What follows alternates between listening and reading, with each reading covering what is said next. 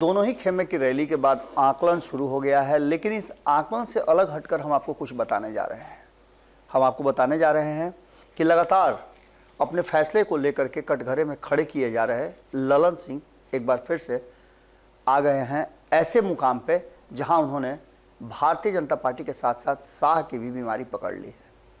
आपको बता दें कि इससे पहले जिस तरह से नज़र आ रहा था महागठबंधन को लेकर के, जनता दल यूनाइटेड को लेकर के कि बहुत कुछ गड़बड़ाएगा, लेकिन ललन सिंह ने सब कुछ पूरी तरह से समेटने का अपना जो अभियान था उसे पूरा कर लिया है। ललन सिंह को इसमें सपोर्ट बहुत सारे लोगों का मिल रहा है। कहा यह जा रहा था कि उपेंद्र कुशवाहा के जाने के बाद बहुत असर पड़ेगा, लेकिन ऐसा कुछ होता वर्तमान में तो नहीं दिख रहा है।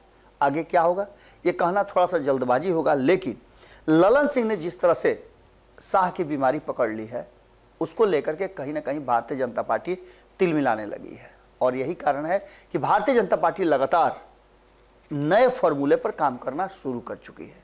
अमित शाह बिहार की रैली संबोधित करने के बाद जाते ही सबसे पहला काम जो किए वो मंथन का दौर चला। इस मंथन में नीतीश कुमार के अलग होने और ललन सिंह के बयानों का मायने निकाला जाने लगा। ललन सिंह जो कि जाने जाते हैं होम्योपैथिक दवाई करने के नाम पर, राजनीति में वो होम्योपैथिक दवाई उनका बड़ी कारगर होता है। मर्ज या फिर बीमार, दोनों में से एक को ठीक हो जाना पड़ता है।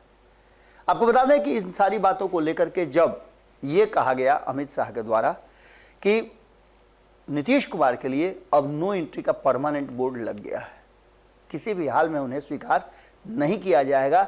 अमित शाह ने यह भी कहा था कि नीतीश कुमार को पहली ही बार जो गए थे वापस लेना हमारी सबसे बड़ी गलती थी और ये गलती हम आगे नहीं दोहराएंगे। इसी बात को लेकर के ललन सिंह ने मर्ज पकड़ लिया है और मर्ज पकड़ करके होम्योपैथिक रिसर्च दवाई देना शुरू कर चुके हैं।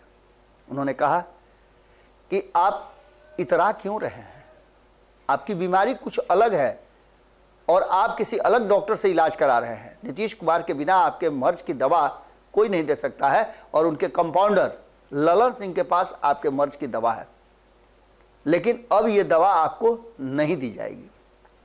इन सारी बातों को लेकर के जो होम्योपैथिक दवाई शुरू हुई उससे और धुकधुकी बढ़ गई है।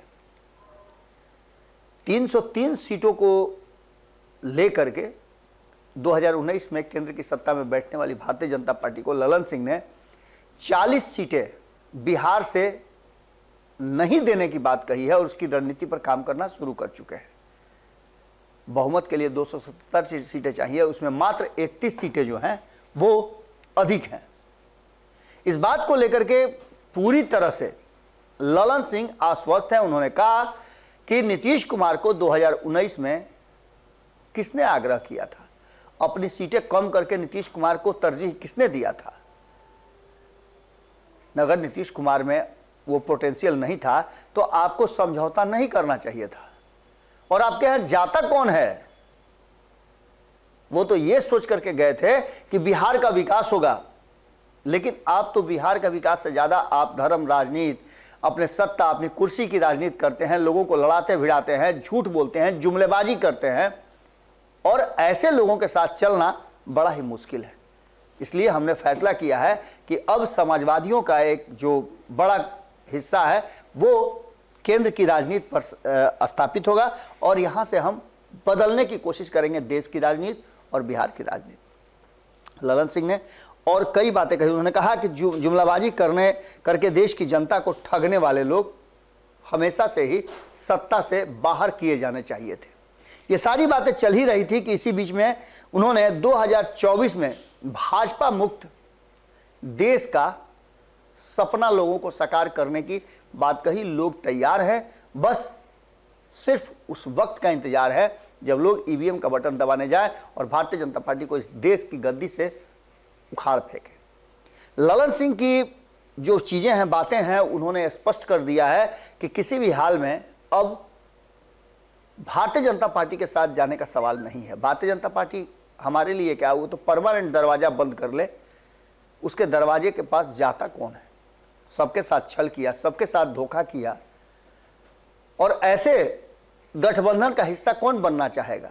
जिसे समाप्त होना है, बर्बाद होना है, वही जाएगा। देश की अलग अलग राजनीतिक दल, कई क्षेत्रीय दल पूरी तरह से भारतीय जनता पार्टी के साथ रह करके लगभग समाप्ति की ओर है। भारतीय जनता पार्टी खुद ही कहती है कि भस्मासुर की तरह जो हमारे पास आता है हम उसी को नष्ट कर देते हैं, उसी को ध्वस्त कर देते हैं।